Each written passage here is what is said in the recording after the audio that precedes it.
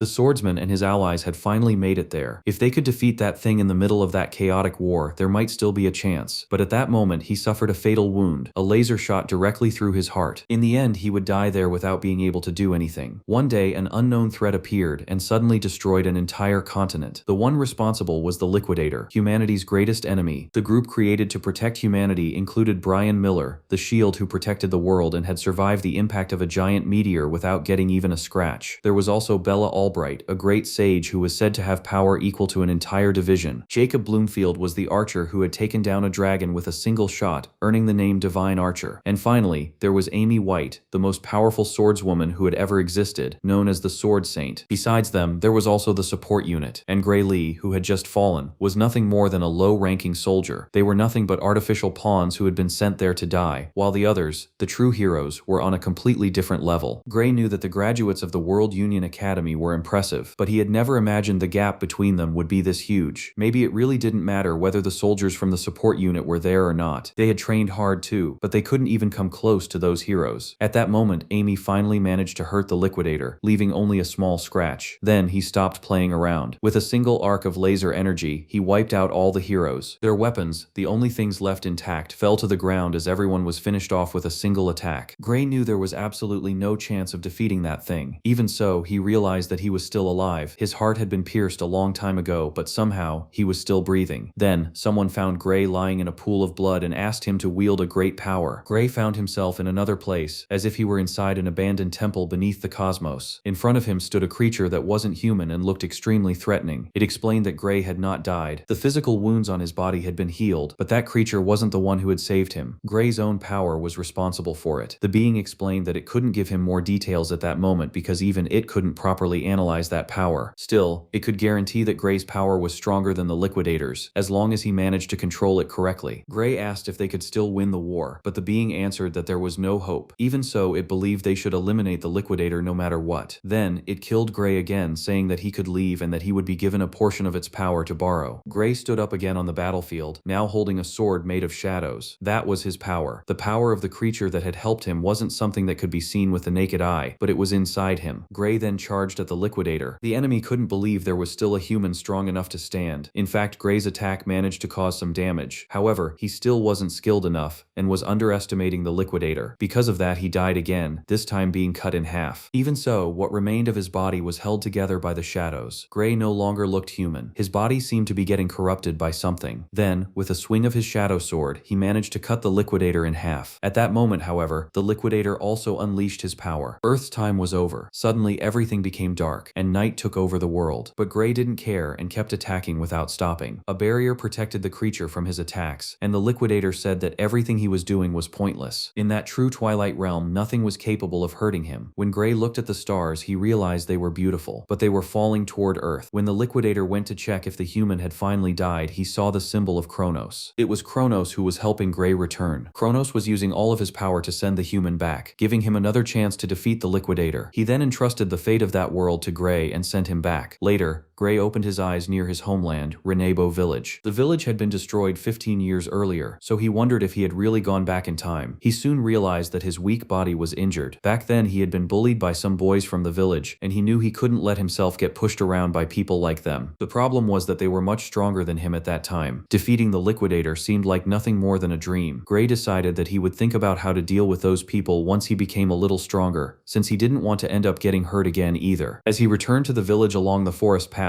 Gray ran into Belder, the bully who had been looking for him. Belder had put Gray through a lot, and this time he handed him a sword and suggested that the two of them have a practice fight. According to him, that would make things fair. Gray explained that his injury still hadn't completely healed, and thanked him for the invitation. But Belder told him not to worry because the blade wasn't sharp and was safe. Gray still tried to say that it was dangerous, but Belder told him to shut up. Gray had no right to refuse. If he didn't like swords, he could fight without a weapon. So Belder simply charged at him. Gray realized that he really intended to beat him him while unarmed, and concluded that this so-called practice fight had completely gone to hell. Before being sent back to the past, an old military doctor had explained that the reason his swordsmanship never improved was an injury he had suffered as a child. Maybe his life as a loser had started right there. But when Belder got close, Gray easily dodged him. The attacks seemed slow to him, and he could read every movement with ease. He had become much faster. The people around them noticed that the way Gray moved looked like someone else's. He might not have the same body he had before, but he still carried the memories of every battle he had fought. When Belder charged again, Gray managed to disarm him. The move was enough to throw him off balance, sending the sword flying from his hand. Gray commented that Belder had probably never trained to take a sword strike, but there was no reason to worry. After all, they had just said the blade wasn't sharp, so it was completely safe to hit someone with it. However, on the next strike, the sword drew blood from Belder. Even Gray was confused. He realized that the blade was completely dull, and if it had been a sharp sword, Belder could have died. But it wasn't, so Gray took the chance to land another hit, this time striking the bully's nose directly with the flat side of the sword. Gray walked over and asked why Belder was screaming so much when he was the one who had said the sword was dull. The bully then asked why the others were just standing there. It was obvious that they were going to surround Gray. At first, Gray thought about ignoring them, but he eventually agreed to a second round. Later, all the bullies were completely beaten up. Gray had been so afraid of those guys in the past, but now everything had been much easier. Then Gray asked about the selection for the Saria Swordsman Dojo. They answered that they had heard about it and said they thought they were strong enough. Gray already knew he shouldn't expect much from that dojo, but it could still be useful, so he asked the boys to introduce him there as a recommendation. The group didn't want to show up looking like that, completely beaten up, but Gray explained that if it wasn't for this, they could simply keep doing what they had been doing. So Belder led Gray back to the dojo. On the way, Belder asked why Gray wanted to go there. He answered that he had a recommendation spot for the academy in mind and was interested in getting it. One of the boys commented that Gray was already strong enough and didn't need to go to an academy. Gray replied that he was still far from being strong enough. He remembered that even the greatest elite group in the world had been no match for the Liquidator. Even when he used that power, he couldn't even scratch the enemy once it became serious. Gray didn't know how much stronger he would have to become to defeat that thing, but he decided to start with the basics. At that moment, for a brief instant, he felt that dark power again, so he focused on the art taught by the Sword Saint. If he had trained more under the same conditions she had, maybe the outcome of that battle could have been different. That was exactly why Kronos had sent him back. When the group returned to the dojo, Saria, the instructor, asked if they had tried to attack a civilian using the techniques they had learned there and ended up getting beaten up. Belder answered that they weren't trying to attack him, but were only training. However, before he could continue, Saria sent him flying across the dojo with a hit from her wooden stick. She didn't want to hear any excuses. To Saria, attacking someone who was unarmed was not training, so she ordered all of them to leave and never come back. Afterward, Saria apologized to Gray, explaining that her former students had caused trouble for him. Since she already knew that Gray wanted a recommendation for the academy, she decided that, as an apology for the trouble he had gone through, she could write him a letter of recommendation. However, before doing that, she needed to personally confirm his abilities. The two picked up wooden swords, and Gray made the first move. As she backed away and blocked Gray's attacks while trying to analyze them, she noticed that his swordsmanship was surprisingly practical for someone his age, as if he had already been through several battles. It was clear that Belder and the others had never stood a chance against him. Gray's sword style was almost entirely self-taught, but it was still rough. He had talent, but it wasn't refined. He was like a rough diamond that still needed to be polished. Saria moved forward with powerful strikes, but even then, Gray didn't give in. He could keep up with her in both strength and speed. At first, she only wanted to test the boy's abilities, but she realized that she was actually having to put in real effort. That started to scare her. Suddenly, Gray appeared with a strike covered in shadows, making Saria feel a terrifying pressure and forcing her to step back. However, when Gray faltered for a moment, she noticed an opening in his guard and took the chance to strike him. But instead of hitting Gray, Saria's sword broke. The regressor stood completely still in shock before falling to his knees. His body couldn't keep up with that dark power. He could barely stand and realized that he shouldn't use that power so recklessly. Gray even wondered if he should tell the instructor about it, but decided it was better not to. Even if he explained it, she probably wouldn't believe him. It was something that even he couldn't properly control. So he simply told Saria that he had gotten a little carried away. As Saria examined the broken sword, she thought that, logically, it was impossible to cut a wooden sword with another blunt wooden sword. She was sure Gray knew that, but he was pretending not to. Saria was exactly the person who could give him a recommendation letter for the Royal Swordsman Academy. However, she couldn't recommend Gray for that school. He still wasn't ready for a place like that, and Gray himself knew he wasn't strong enough. After all, he could barely control his own power, but Saria said that, in fact, he should try for the Unified World Academy. It wasn't the best academy in the kingdom, but the best in the entire world. It was the very place where the Sword Saint and the other members of the group who would later become known as humanity's saviors had graduated. At that moment, however, Saria explained that Gray wouldn't be accepted. Gray had already realized realized that himself. His body still wasn't ready or conditioned to be a swordsman. If he went to the Royal Academy, he might be able to fool the evaluators using his skills, but he wouldn't pass the Unified World Academy's entrance exam. Saria then asked how he had managed to develop so much skill with such a weak body. It really was strange, and Gray didn't even know how to explain it properly. Even so, he knew that all the students at the Unified World Academy were real monsters. With the body he had at that moment, he wouldn't even be able to compete with them. But Saria explained that there was no reason to give up. There were still 9 months until the entrance exam. She wouldn't say that was enough time, but she wanted Gray to trust her. During those 9 months, he was going to suffer, and that was exactly what Gray wanted. He asked Saria to take care of his training during those 9 months. She liked the boy's determination, so she began the hellish training. During the following days, Gray trained by lifting rocks and building his strength, eating protein and whatever disgusting food Saria prepared. He trained his swordsmanship, stamina, agility, and reflexes, without ever getting any real rest. 8 months later, Gray's body was already much more muscular and well-conditioned. Then, Saria said she had nothing else to teach him. Now, it was time for him to leave and trust himself. There was still 1 month before the entrance test. Saria explained that when someone was taking a test in an unfamiliar